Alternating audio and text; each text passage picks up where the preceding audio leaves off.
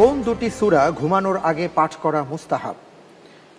ক সূরা মুলক সূরা ইখলাস, খ সূরা কাফিরুন সূরা ইখলাস, গ সূরা ফালাক সূরা নাস, ঘ সূরা ফাতিহা সূরা আসর। গ সূরা ফালাক এন্ড সূরা নাস। লক করে দেব। জি প্লিজ। ঠিক তো, আশা করছি। ফ্রিজ করে দেয়া হোক গ সূরা ফালাক সূরা নাস। আপনি যে উত্তরটি দিয়েছেন গ সূরা ফালাক সূরা নাস সঠিক উত্তর।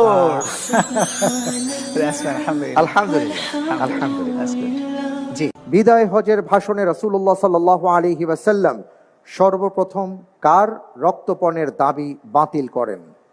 এ রাবিয়া বিন উমাইয়া, বি রাবিয়া বিন হারিস, সি ফাদল বিন আব্বাস, ডি মুসআব ইবনে উমাইর রাদিয়াল্লাহু আনহু।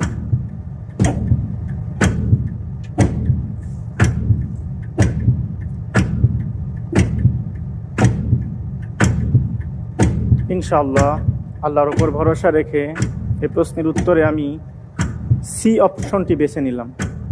সি জি, ফাদল বিন আব্বাস। ফ্রিজ করে দেব। ইনশাআল্লাহ। লক করা হোক সি ফজল বিন আব্বাস রাদিয়াল্লাহু তাআলা আনহু।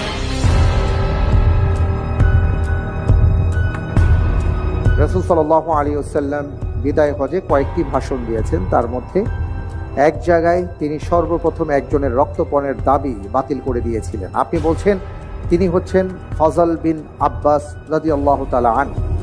আপনি যে উত্তরটি দিয়েছেন আপনার উত্তরটি সঠিক হয়নি।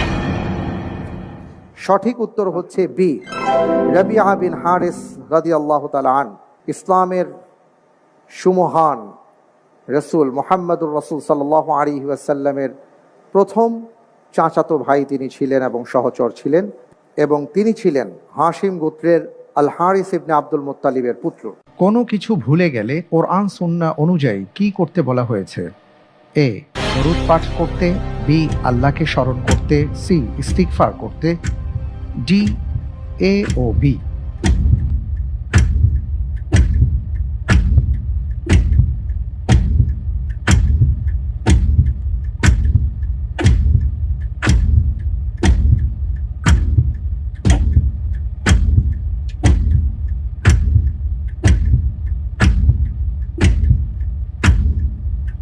আলহামদুলিল্লাহ, আল্লাহর উপর ভরসা করে এই প্রশ্নের উত্তর হিসেবে আমি বেছে নিচ্ছি অপশন সি, ইস্তেগফার করতে।